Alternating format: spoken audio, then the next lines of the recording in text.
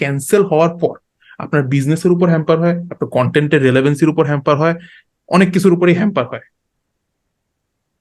ধরে নেই for this conversation আপনি ভুল কারণে ক্যান্সেল হয়েছেন, আপনাকে যেই ব্লেমটা দেওয়া হয়েছে সেই ব্লেমটা আপনি পাওয়ার কথা না, তাহলে আপনার ক্যান্সেল হওয়ার পর আপনার কি করা উচিত, বিজনেস কেমনে ধরে রাখা উচিত, এন্ড কামব্যাক কেমনে করা উচিত, আর ওই অ্যাপোলজি ভিডিও আদৌ বানানোর লাভ আছে কিনা।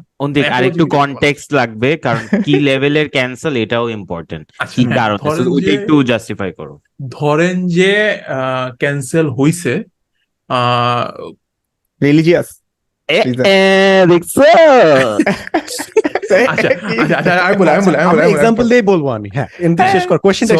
ধরেন যে আপনি ক্যান্সেল হইছেন, যে ক্যান্সেলটাতে কোনো এক থার্ড পার্টি এসে বলছে, একটা ক্লিপ শেয়ার করে, যে ক্লিপটাতে মানে হয়তো ধরেন যে খালিদ ফারহান ভাইয়ের 3 মিনিটের পডকাস্টে লাস্ট 10 সেকেন্ড খালি দেখায় বলছে যে খালিদ ফারহান ভাই এই জিনিসটা বলছে, এটা হচ্ছে গিয়ে ধরেন যে সরকার, শিক্ষা, রিলিজিয়ন সবকিছুর এগেইনস্ট, ধরেন কথার কথা। ওকে, ফারহান ভাই যেহেতু বিদেশে থাকে, উনি সকালে ঘুম থেকে উঠতে উঠতে উনি ক্যান্সেল খেয়ে গেছে। ওকে, ক্যান্সেল খেয়ে গিয়ে 10টা মানুষ অলরেডি যাই না গেছে, 10 মানুষ, আই মিন সারা বাংলাদেশ যাই না গেছে যে ফারহান ভাই এই জিনিসটা করছে। ওকে, এখন অনেকে হয়তো বা এটাকে প্রোটেক্ট করতে গেছে যে না ফারহান ভাই এরকম কিছু বলেনি, বাট লাভ হয়নি। ওকে, সো উনি মেজর লেভেলের ক্যান্সেলটা খাইলো। খালিদ ফারহান ভাই ঘুম থেকে উঠে দেখছে যে এটা তো আমার লাইফে হওয়ার কথা না, আমি তো এরকম কিছু বলি নেই।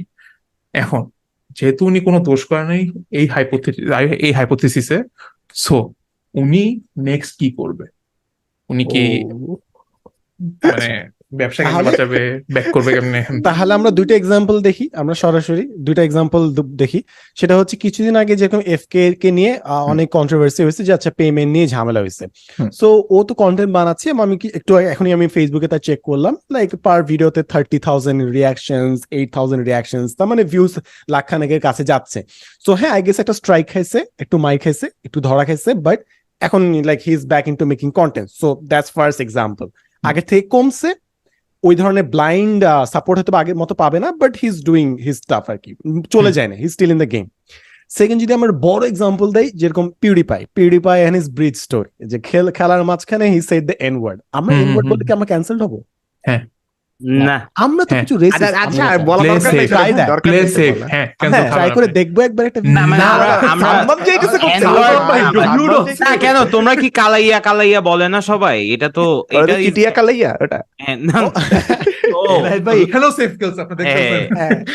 আমি বলে ভাগের ফুল ফর্মটা আমরা বলি না আমিন ভাই, আমরা বলি না, আমিও বলি না, বাট রাইট অর রং নাকি মানুষ কালচারালি এটা বলতেছে। আমরা প্রচুর রেসিস্ট, আমরা রেসিস্ট, এটা তো কোনো সন্দেহ নাই। বাট জিনিস হচ্ছে আমরা হয়তো বললে জিনিসটা ক্যান্সেল হয়ে যাবে, বাট যে পিউডিপাইয়ের এগেইনস্টে জিনিসটা হয়েছিল, পুরো মিডিয়া ওর এগেইনস্টে গেছে, but still he is the OG. মানে আমরা যারা ওর ভিডিও দেখে বড় হয়েছি, আমরা স্টিল বুঝি যে ভাই পিউডিপাই জিনিসটা বলছে, he did not mean it, he is a good guy. তারপর আমরা এখনো দেখি I guess content, and he still the OG. হয়তো বা মিডিয়াকে ড্রপ করছে, স্পন্সরশিপ কমে গেছে, but he still the OG. So আমার মনে হয় দুইটা এক্সাম্পল, একটা গ্লোবাল এক্সাম্পল দিলাম, একটা লোকাল এক্সাম্পল দিলাম, যেখানে I guess you can bounce back eventually. আর আরেকটা জিনিস আমি মাঝে মাঝে ভাবি যে there are many content creators যেটা কোনো না কোনো সময় গ্যাঞ্জাম করছিল, 1-2 বছর পর্যন্ত রিটার্ন করে, most of the people forget about it. And more specifically আপনি যদি ক্লাউড প্রিজিং কিছু করেন, মানুষগুলো সব ভুলেই যায় আসলে। So there is that.